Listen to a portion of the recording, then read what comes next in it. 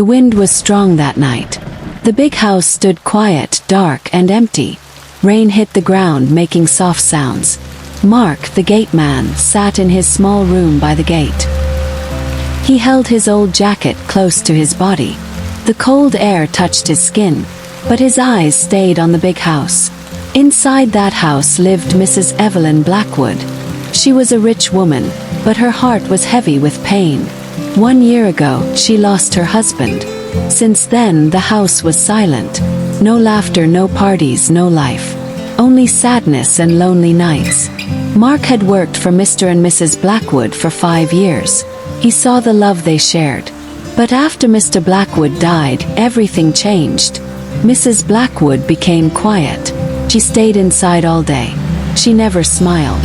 She never talked much. One night, Mark saw her standing by the window. She looked outside but saw nothing. Her eyes were empty, full of sorrow. He felt a deep pain for her. He wished he could take away her sadness, but he was just a gate man.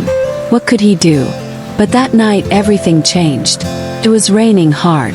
Mark saw a shadow moving near the front door. He stood up and looked closer. Mrs. Blackwood was outside. She was in the rain, looking up at the sky.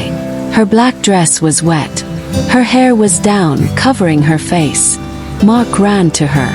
"Madam, you will get sick. Please come inside." She did not move. She just stood there, letting the rain fall on her. Mark hesitated, then took off his jacket and placed it over her shoulders. She turned to him, surprised. For the first time, he saw her eyes up close. They were brown, deep, and full of sadness. "Thank you, Mark," she whispered. Then she walked back inside. Mark stood in the rain, watching her go. His heart beat fast. He did not know why, but something inside him changed that night. He wanted to do more. He wanted to bring her back to life. That night, Mark was about to close the gate when he heard a soft voice. "Mark!" He turned around and saw Mrs. Blackwood standing on the porch. She was wearing a light robe, and her hair fell over her shoulders. She looked nervous, her fingers twisting together. "Yes, madam," Mark asked, stepping forward. She took a deep breath. "Would you stay inside tonight? I don't want to be alone. The house feels too empty." Mark hesitated. He had never stepped into the house beyond the main hall, but he saw the fear in her eyes, the loneliness in her voice. He nodded. "Of course, madam. I will stay." She gave him a small, relieved smile and stepped aside for him to enter. The house was warm, but it felt cold at the same time. The grand furniture, the large chandeliers, it all looked untouched, frozen in time. She led him to the sitting room and sat on the couch. "You can sit too, Mark." Mark sat carefully on the chair across from her. Silence filled the room. The only sound was the ticking of the large clock on the wall. "I used to sit here with my husband every night," she said softly. "We would talk, drink tea, and laugh. Now it's just me." Mark looked at her. "You are not alone, madam. I am here." She lifted her eyes to him, something soft and grateful in them. "Thank you, Mark." That night they talked. It was not like before, when she only asked small questions. This time she shared things about her past, about her life before the sadness. And for the first time she did not feel so alone. The next evening, as they sat in the warm glow of the fireplace, Mark hesitated before asking, "Madam, may I ask you something?" Mrs. Blackwood looked up from her cup of tea. "Of course, Mark." He cleared his throat. "You and Mr. Blackwood. You had everything. Big house, love, wealth. But you never had children. Why?" She was silent for a long moment. Her fingers tightened around the cup. Then she let out a deep sigh. "We wanted children, Mark. We tried for years. But fate was unkind." She stared into the fire, her eyes distant. "I had 2 pregnancies. Both ended in heartbreak. After the second one, the doctor said I could never carry a child again. Broke us. My husband tried to stay strong, but I knew he felt the loss as deeply as I did. We stopped talking about it. We filled our lives with other things, travel, business, charity. But the pain never left. Mark saw a single tear slip down her cheek. His heart ached for her. "I'm sorry, madam. I did not mean to bring up painful memories." She wiped her tears away and offered him a small smile. "It's all right, Mark. I have held this pain inside for so long. Maybe it is time to share it." Mark nodded. "Sometimes sharing helps. You don't have to carry it alone anymore." For the first time, Mrs. Blackwood felt like she wasn't alone in her sorrow. And for the first time, she felt a tiny bit lighter. Another rainy night came. Thunder roared in the sky, and rain poured heavily on the windows. Mark was preparing to sleep in his small room when he heard a soft knock at the door. He opened it to find Mrs. Blackwood standing there. She was wrapped in a silk robe, her hair slightly damp. Her eyes looked troubled. "Mark," she whispered, "I'm cold. Feel lonely. Will you come and lay beside me? Just for tonight?" Mark's heart pounded. He swallowed hard. "Madam, not. I am a married man." Her eyes flickered with something unreadable. Surprise, disappointment, maybe sadness. She stepped closer. "I can make you a wealthy man, Mark. Can change your life. You will never have to work again. Just stay with me tonight." Mark hesitated. He thought of his wife, his children. He told himself that she would never find out. With the money Mrs. Blackwood offered, he could give his family a better life. His children would go to the best schools. His wife would never have to struggle again. Slowly he nodded. "All right, madam. Just for tonight." Days turned into weeks, and Mark found himself spending more and more time with Mrs. Blackwood. She no longer wanted him only for a night. She wanted all of him.